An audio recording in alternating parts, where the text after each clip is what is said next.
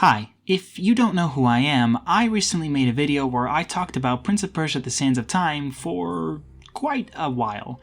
And because I'm still in that Prince of Persia headspace, and because I just feel like it, I'm going to talk about it even more. But not the original game from 2003. Well, not completely. Instead, in this video, I want to talk about the upcoming Sands of Time Remake. In case you aren't aware, the Sands of Time Remake was originally revealed way back in September in the beautiful year of 2020, during the Ubisoft Forward showcase. Wow, that was 5 years ago, and it feels like it was yesterday, doesn't it? The trailer was in-engine, and it showed off major parts of the gameplay, such as combat, traps, parkour, and using the dagger to rewind time. However, the public consensus was not that great, with the biggest criticism being towards the graphics, especially the character models, and a lot of people saying that it looks like a PlayStation 3 game. And the release date was set for January 2021.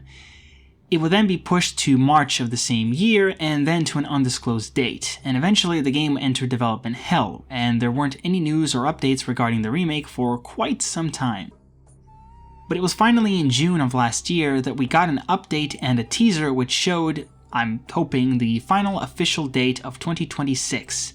Some point in 2026. So in short, this remake is quite a mess, and it hasn't even released yet. And the remake is being developed by Ubisoft Montreal, who were the same team behind the original Sands of Time, as well as a lot of other major Ubisoft releases.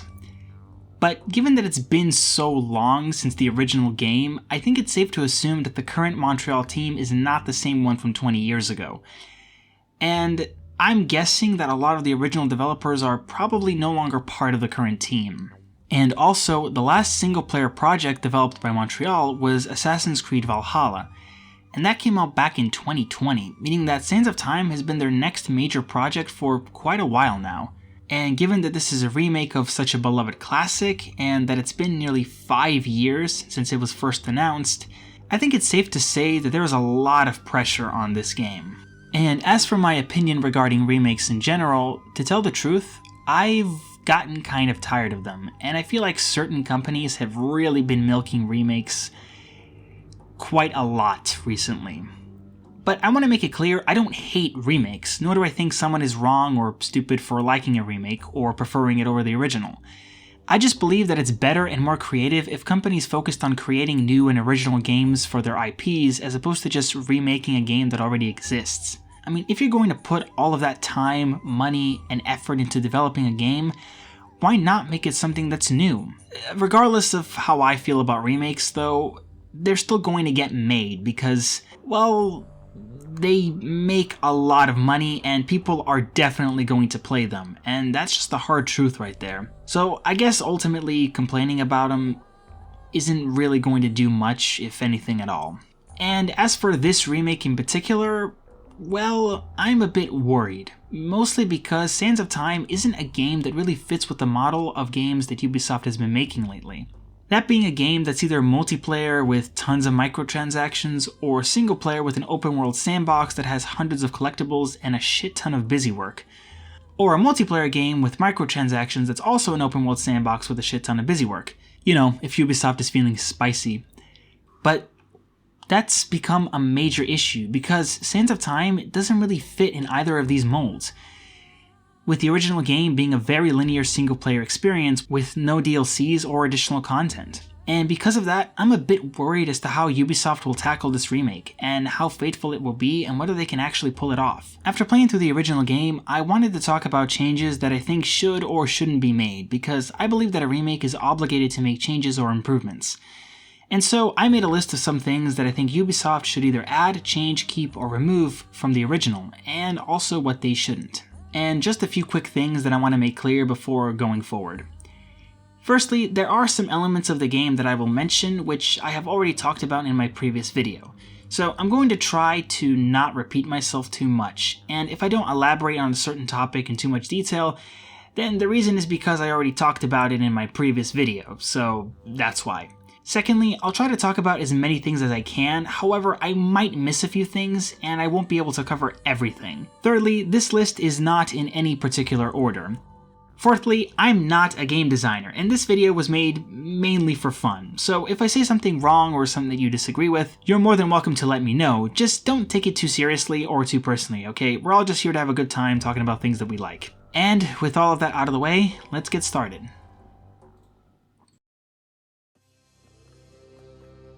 I didn't really have major gripes with the original story or the writing in general, but there are a few minor changes and additions that could be made. They could show how the prince quote-unquote killing his father impacted and affected him a bit more, and just have him talk about his father more in general. Because in the original, he shows some emotion and grief for maybe 10 seconds after his father's death, and then immediately switches his thought process to something else. I guess you can look at it as the prince grieving silently, and that seems to be a fairly logical conclusion, but it isn't made that clear, and also the prince never brings up his father for the rest of the game, which is very odd. Especially since it's made very clear that the prince genuinely cares for and admires his father. Look, I'm just saying that if my father got possessed by magic sand and turned into a monster that I then have to fight and kill, I want to feel the trauma and guilt that comes with it. The Vizier is a pretty boring antagonist, and he doesn't do much during the game. He only shows up 5 times throughout the entire story. The first time is in the intro cutscene, the second time is in the cutscene after getting the dagger and when the sands get released. The third time is when the prince hesitates to use the dagger with the hourglass, at which point he sends the prince and Farah flying out of a window. The fourth time is when the prince performs the grand rewind, and the fifth and final time is when you fight him and he dies. So make him a bit more interesting and give him a bit more to do. Something that they could also add, and that I would love to see, is a tease where they show the Dahaka after the end of the game, and how he begins his hunt to kill the prince. I think that would be really cool to see, and it would be a nice reference and acknowledgement of the sequels. And there is one final thing that I want to talk about, and it's something that might be seen as slightly controversial, but then again, what isn't these days? At a few points in the game, the prince makes some comments that might be seen as slightly offensive or misogynistic. I'll meet you at the baths. She orders me around as if I were a servant. It's my own fault. With women, you need to show them you're in charge right from the start, or they'll walk all over you. I've been too indulgent. Probably because I felt sorry for her. Well, it stops now. From now on, she'll have to toe the line. That is, assuming I can find her. Although in retrospect, they aren't really that bad, they just make him seem like a bit of a dick. But why do I mention this? Well, because a lot of companies have a tendency to censor or change certain aspects of a game, especially if said game is old and gets a remake, remaster, re-release, or what have you. And there are people that believe that these changes aren't necessary, that the change was made for something that was incredibly superfluous, or that removing these things or changing them slightly ruins the experience. As for myself, I don't really care in all honesty if a game chooses to censor something. It doesn't really impact my feelings on a game in any way, especially if the change is just aesthetic. But in regards to Sands of Time, I don't think that these comments should be removed. And before you say anything, no, it's not because I'm misogynistic or because I'm anti-woke or whatever the hell. It's just that, do you think that the prince throughout the game has kind of an asshole-ish and slightly childish attitude? Well, that's the point. He's supposed to be a bit of a dick, and his arc is how he gets humbled, learns to think differently, and how he grows as a person by the end. And that's why I think you need to have these lines, and why they shouldn't be removed. But like I said though, I genuinely don't care either way, so if they do end up removing these lines of dialogue, I'm not gonna lose any sleep over it, nor am I gonna complain about it. But if they do remove these lines, then they should at least replace them with ones that still fit the intended purpose, so that his character arc still works.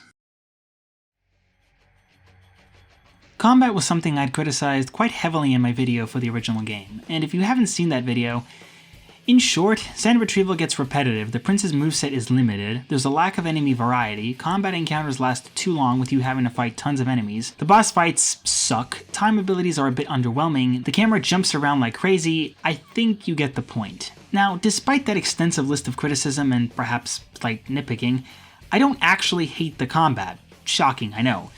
Since I am fully aware that Sands of Time was the first game in the series. But just because it was, that doesn't mean that it couldn't be improved. I think that Sands of Time created a solid foundation, but left a lot of room for improvement, which the sequels would address and thus improve upon the established combat system significantly. So with all that being said, if the remake was to change only one thing, it should definitely be the combat. Making sand retrieval quicker and less tedious, giving the prince more moves and combos to perform, making enemies more unique and different, and making it so that the slow ability doesn't slow down the prince.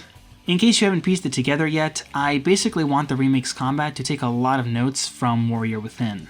I mean, if you're going to remake a game which had sequels that improved upon certain mechanics and systems from the original, why not copy or at least take inspiration from the changes made in the sequels? A good example is Dead Space. That game has a few sections where you need to maneuver through zero gravity, and the controls for when you're in these sections weren't really the best, mostly because it was confusing and a bit nauseating. So when Dead Space 2 came out, it completely changed the controls for when you're in zero gravity and made it much better to control. So when the Dead Space remake came out, you know what they did? They just copied the controls from how they were in Dead Space 2 and 3, and just put that control scheme into the remake. And I think that's an example of a remake making a great change and improvement from the original. So why not do something similar for Sands of Time and copy the combat system how it was in the sequels? Unfortunately, as much as I would love for the remake to take inspiration from Warrior Within, I have a strong feeling that it probably won't. And I think that the combat is most likely going to be the same as the original, more or less, which kinda sucks. But if that's the case, at least make sand retrieval less tedious, or make it so you don't have to do it with every single enemy. That's the only thing I want changed. Sands of Time only had two bosses, the prince's father transformed into a sand creature who also functioned as an introduction to a new enemy type, and the vizier who was shit. So the way I see it, they have two options. Either they add new bosses in addition to the ones from the original, or only have the ones from the original, but just have them be significantly better. Either way, the boss fights need to be improved, and the remake has the opportunity to make these fights a lot more fun and challenging. As for the bosses in the original, the Sand King wasn't that bad of a fight. The main issues are just that he's tanky as hell, and you also need to deal with a ton of other enemies while also having to fight him, which can make it a bit irritating. And the Vizier, just make him an actually challenging fight, please. Give him some interesting moves and abilities, and not just whatever clone bullshit he had from the original. I don't really have any ideas or suggestions for any new bosses, however. Well, except for maybe one. You see, there is another boss that appears in Sands of Time, but also doesn't. Let me explain. Sands of Time had a Game Boy Advance port which was very different from the main version. And I'm not going to go into full detail discussing all the differences and changes, as there are quite a lot, and to be fair, this version definitely needs its own video because it's a pretty interesting port, but I'm getting ahead of myself. Point is, this version had a completely new and unique boss, which was the Griffin. And interestingly enough, the Griffin was actually supposed to appear in the main version of the game as well, but was ultimately cut.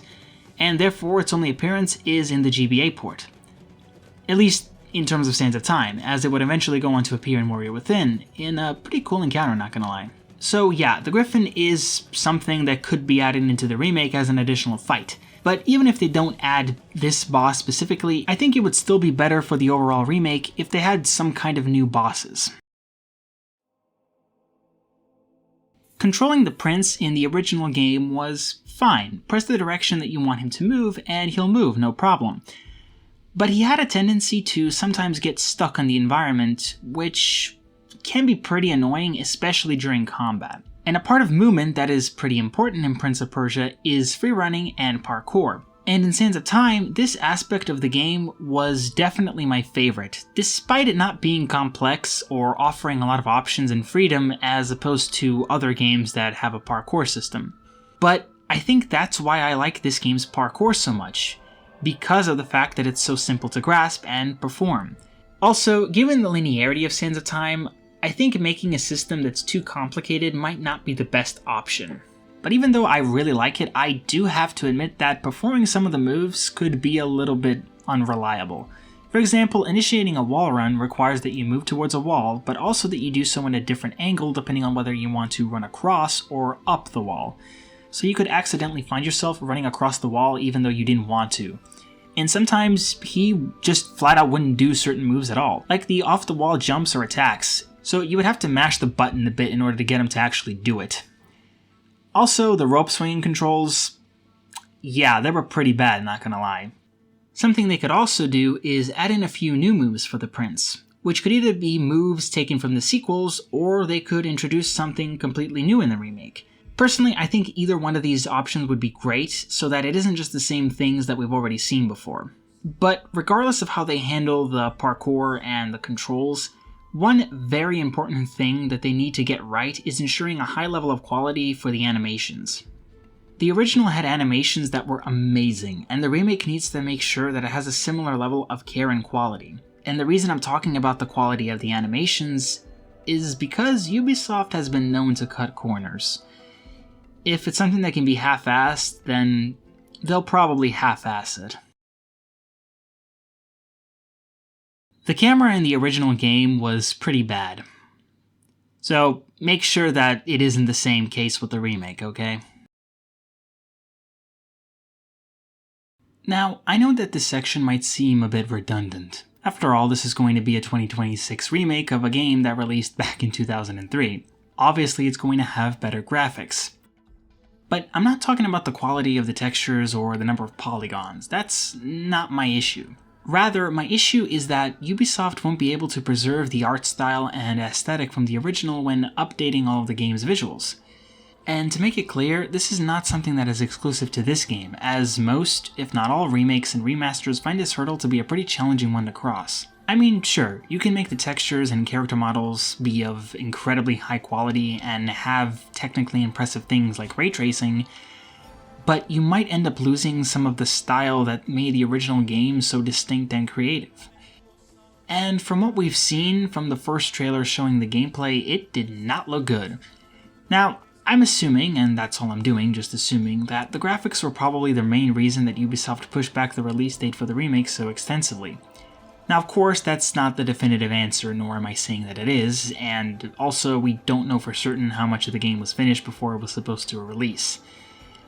But, simply put, that trailer was really rough, and if there's one thing that Ubisoft definitely needs to do, it's to make sure that the game does not look like that. I mean, good lord. So, fingers crossed that the remake that we finally end up getting will look good and not like some sort of Disney animated movie. Something that I don't want to see, or I guess in this case here, is a new soundtrack. All of the music from the original version of Sands of Time is iconic, and it's really nostalgic for a lot of people. Not to mention the fact that it's just really damn good in general.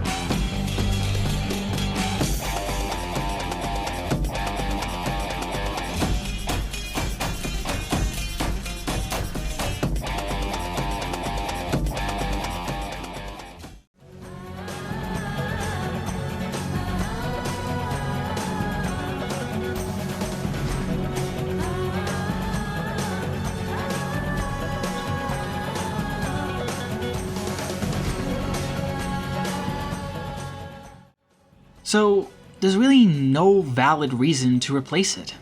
I really think that they should just keep all the music how it was. They can add new tracks, just as long as they don't outright replace the originals. take all the original music and just update it. Or if you really wanted to, you can even remix it, I guess. But I really believe that having a completely new soundtrack might not be the best option. It would also be cool if they could get back the original composer for the game, although I'm not sure how likely that would be. Now, here's something which I am kind of unsure on whether it should be added or not, but I'm going to talk about it anyway. And that is a greater aspect of replayability, or to be more specific, some sort of additional game mode. Sands of Time is a very straightforward and linear game. It doesn't have any choices, alternate endings, or any extra modes. All that you have is the single-player story, which, while really great, it isn't that long, especially if you know what you're doing and you've already played the game before. And also, the lack of any real optional objectives doesn't really help either.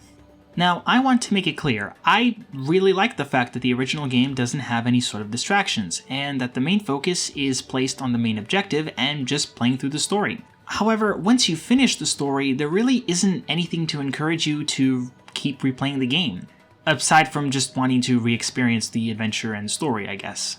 The remake should at the very least have multiple difficulty levels, for people who want a greater challenge and to test their skills, because the original only had one set difficulty with no options on making it easier or harder.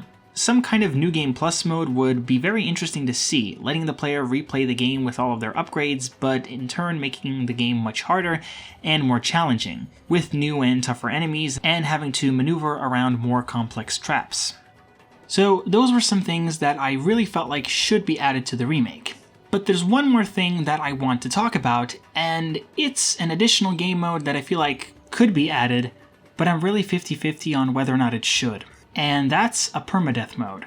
Now, I am aware that for most people, a permadeath mode can be quite frustrating, but unlike other games that have permadeath, I think that for Sands of Time, it actually works really well. Why? Well, because of the game's time travel mechanics. Being able to reverse time removes quite a lot of stress from the player, because if they're about to die, then they can just rewind and save themselves. And it would also encourage players to be much more mindful, managing their number of available rewinds and considering when exactly they should rewind. I think that for beating this mode, the player should get some kind of special reward, a unique weapon or skin, or maybe even a secret ending or something.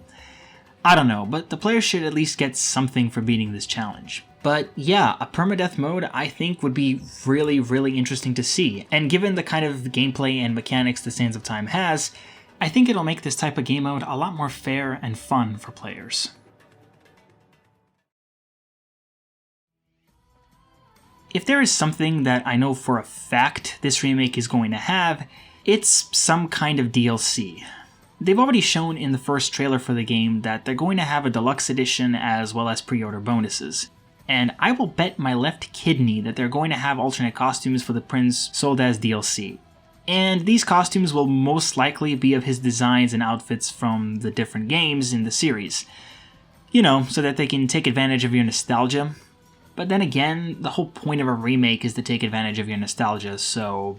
Now, if this ends up being the case, which it most definitely will, and all DLCs that are released for the remake are purely cosmetic, then I guess I can let it slide.